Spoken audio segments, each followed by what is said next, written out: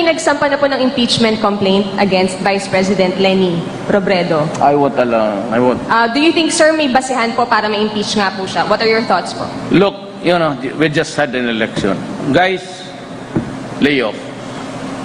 Let's stop it. Can do other things, but do not tinker with the structure of government. I will not countenance it. Elected yung tao.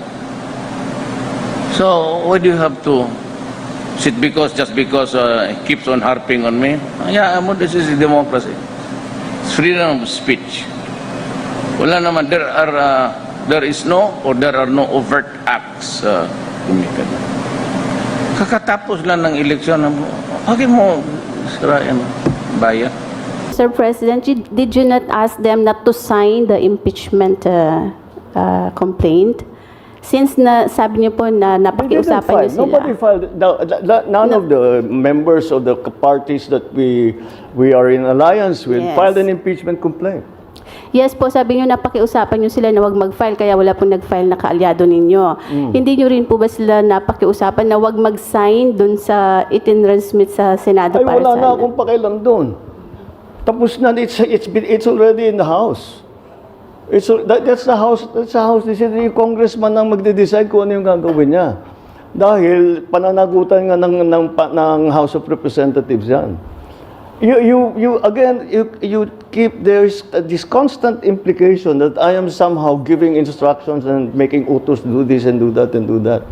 That's not the case at all. That's not how it works. Not at all. Not at all. Yusek, good afternoon po.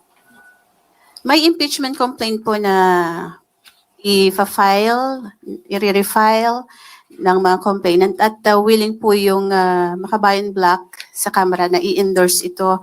Ano po ang reaksyon dito ng Pangulo since bago matapos ang taon ay nananawagan siya ng muli ng pagkakaisa para sa pag-unlad ng ating bansa.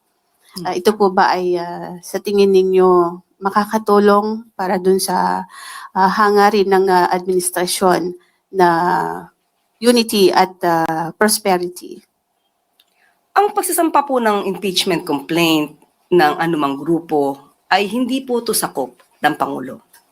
Sa kasalukuyan ay wala po na pag-uusapan sa anumang meeting ang patungkol sa impeachment laban kay Vice Presidente.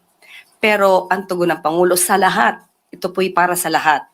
Ang dapat managot ay dapat managot. Hindi po magkakaroon ng pagkakaisa kung may naiiwang issue na dapat na sagutin. So sa ngayon, muli, hindi po sakop ng Pangulo kung sino man po ang magsasampa ng impeachment complaint laban sa Vice Presidente.